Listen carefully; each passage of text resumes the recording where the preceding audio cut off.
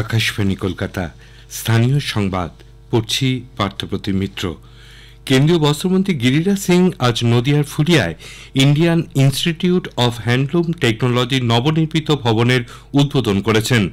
এরপর সেখানে পড়ুয়াদের সঙ্গে মত বিনিময়ের পাশাপাশি ভবনটি ঘুরে দেখেন তিনি। এই প্রতিষ্ঠানে কর্মকর্তাদের সঙ্গে কথা বলেন তিনি। ক্যাম্পাসে এক পেড় মা কে নাম কর্মসূচির আওতায় একটি কদম ফুলের চারা রোপণ করেন মন্ত্রী। আজকের অনুষ্ঠানে উপস্থিত রয়েছেন রানাঘাটের সাংসদ জগন্নাথ সরকার, বিধানসভার বিরোধী দলনেতা শুভেন্দু অধিকারী, বিধায়ক অসীম কুমার বিশ্বাস সহ অন্য বিশিষ্টজনেরা। সাংসদ জগন্নাথ সরকার ক্যাম্পাসে একটি চারাগাছ রোপণ করেন। ভারত বাংলাদেশ টানাপোড়েনের মধ্যে আগামীকাল বঙ্গোপসাগরে ভারত ও বাংলাদেশ আটকে থাকা মৎস্যজীবীদের বিনিময় হবে। বাংলাদেশ থেকে ভারতে ফিরবেন ৯৫ জন মৎস্যজীবী, অন্যদিকে ভারত থেকে বাংলাদেশে ফিরবেন ৯০ জন মৎস্যজীবী। আজ সকালে কাকদ্বীপ থেকে ১২ জন বাংলাদেশি মৎস্যজীবীকে হলদিয়া নিয়ে যাওয়া হচ্ছে। অন্যদিকে পারাদ্বীপ থেকে ৭৮ জন বাংলাদেশি মৎস্যজীবী বঙ্গোপসাগরে নিয়ে যাওয়া হবে। সব মিলিয়ে ৯০ জন বাংলাদেশি মৎস্যজীবী দেশে ফিরবেন।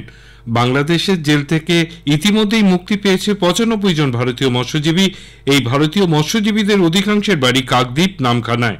গত অক্টোবর ও নভেম্বর মাসে বাংলাদেশ জল সীমানায় ঢুকে পড়ার অভিযোগে গ্রেপ্তার হয়, আটক করা হয় ৬টি ট্রলার। ভারতীয় মৎস্যজীবীরা নিজেদের ট্রলার নিয়েই ফিরবেন। প্রশাসন সূত্রে জানা গেছে ৬ তারিখ গঙ্গাসাগরে তোলা হবে ভারতীয় মৎস্যজীবীদের। সেই সময় মুখ্যমন্ত্রী মমতা ব্যানার্জি গঙ্গাসাগরে থাকবেন। পাসপোর্ট জালিয়াতি কাণ্ডে পুলিশের প্রাক্তন এসআই আব্দুল হাইকে গতরাতে গ্রেপ্তার করা হয়েছে। গোয়েন্দা পুলিশ সূত্রে জানানো হয়েছে, কলকাতা পুলিশের পাসপোর্ট সেকশনে সাব ইন্সপেক্টর পদে কর্মরত ছিল আব্দুল হাই। কিছুদিন আগেই সে অবসর নেয়। গতকাল রাতেই জালিয়াতি কাণ্ডে তদন্তে নেমে অশোকনগর ও হাবড়া পুলিশ যৌথভাবে তল্লাশি চালায়। জালপোষ পাসপোর্ট কাণ্ডে সরাসরি যুক্ত থাকার অভিযোগে গতকাল রাতেই গ্রেপ্তার হয় আব্দুল হাই। আজ তাকে আলিপুর আদালতে তোলা হবে। এই কাণ্ডে এ পর্যন্ত মোট ৯ জন গ্রেপ্তার হল। গোয়েন্দা পুলিশের প্রাথমিক অনুমান আরও বেশ কিছু পুলিশ কর্মচারী জাল পাসপোর্ট কাণ্ডে জড়িত থাকতে পারে। তাদের খোঁজে তল্লাশি চলছে। মালদার তৃণমূল কংগ্রেস নেতা বাবলা সরকারের খুনের ঘটনায় আরও ২ জনকে গ্রেপ্তার করল পুলিশ। পুলিশ সূত্রে জানা গেছে, ধৃতের নাম অভিজিৎ ঘোষ এবং অমিত রজক। দুজনেরই বাড়ি মালদা শহর এলাকায়। এর মধ্যে ধৃত অমিত রজকের বাড়ি ঝলঝলিয়া রেল কলোনি এলাকায় বলে জানা গেছে। ধৃত অমিত রজকের দাদা পলাতক, পুলিশ তার খোঁজ করছে। পুলিশ সূত্রে খবর, আজ ধৃত ২ জনকে তোলা হবে মালদা জেলা আদালতে।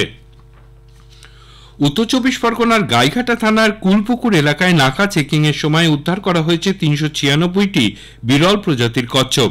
ঘটনায় নিমতা থানার পুলিশ হালদার এবং বরানগর থানার বাসিন্দা কুণাল সাহাকে ঘটনায় নিমতা থানার প্রদীপ হালদার এবং বরানগর থানার বাসিন্দা কুণাল সাহাকে গ্রেপ্তার করেছে পুলিশ। কচ্ছপগুলিকে বন দপ্তরের হাতে তুলে দেওয়া হচ্ছে। ধৃতদের বিরুদ্ধে বন্যপ্রাণী সংরক্ষণ আইনের অধীনে মামলা রুজু করে বনগাঁ মহকুমা আদালতে তোলা হচ্ছে। উল্লেখ্য, কচ্ছপগুলিকে বনগাঁ সীমান্তবর্তী এলাকা দিয়ে বাংলাদেশে পাচারের উদ্দেশ্যে নিয়ে যাওয়া হচ্ছিল। আলিপুরদুয়ারের প্যারেড গ্রাউন্ডে শুরু হয়েছে ১৯তম বর্ষ ডুয়ার্স উৎসব, চলবে ১২ই জানুয়ারি পর্যন্ত। গতকাল উৎসবের সূচনা করেন মন্ত্রী মলয় ঘটক। ডুয়ার্সের কৃষ্টি ও সংস্কৃতি বিশ্বের মানচিত্রে তুলে ধরতে ১১ দিন ব্যাপী এই উৎসবের লক্ষ্য অঞ্চলে পর্যটনের বিকাশ। দক্ষিণ ২৪ পরগনার ক্যানিংয়ে মাতলা নদীর চরে শুরু হয়েছে ৪৬তম সুন্দরবন মেলা। জয়নগরের সাংসদ প্রতিমা মণ্ডল গতকাল এই মেলার উদ্বোধন করেন। উপস্থিত ছিলেন জেলা পরিষদের সভাধিপতি নীলিমা বিশাল মিস্ত্রি সহ অন্য বিশিষ্টজনেরা। মুর্শিদাবাদের রঘুনাথগঞ্জের ম্যাকেঞ্জি পার্ক ময়দানে চলছে জেলা সবলা মেলা। গতকাল মেলার উদ্বোধন করেন বিদ্যুৎ প্রতিমন্ত্রী মোহাম্মদ আকরুজ্জামান। উপস্থিত ছিলেন সাংসদ আবু তাহের খান, জেলা শাসক রাজস্বী মিত্র সহ অন্যান্য বিশিষ্টজনেরা। মেলা চলবে আগামী ৯ জানুয়ারি পর্যন্ত। মোট ৪০টি স্টল রয়েছে এখানে। এদিকে মুর্শিদাবাদের ডোমকল ও জলঙ্গি ব্লক জুড়ে রয়েছে খয়রামারি বিল। বর্গাকার এই বিলে কিছুটা অংশ মজে গেলেও সারা বছরই জল থাকে। প্রতি বছর ডিসেম্বরের মাঝামাঝি এখানে ভিড় জমায় পরিযায়ী পাখিরা। তবে এখন জানুয়ারি পড়ে গেলেও দেখা নেই পরিযায়ী পাখিদের। সাইবেরিয়ান রেড ক্রেস্টেড পোচার্ড, কমন কুট, কমন স্পাইন, লং লেক বার্জার্ড সহ অন্যান্য পরিযায়ী পাখি দেখা না মেলায় হতাশ পর্যটক সহ স্থানীয় বাসিন্দারা। স্থানীয় সংবাদ শেষ হলো। এর পরের খবর শুনবেন বিকেল 5:10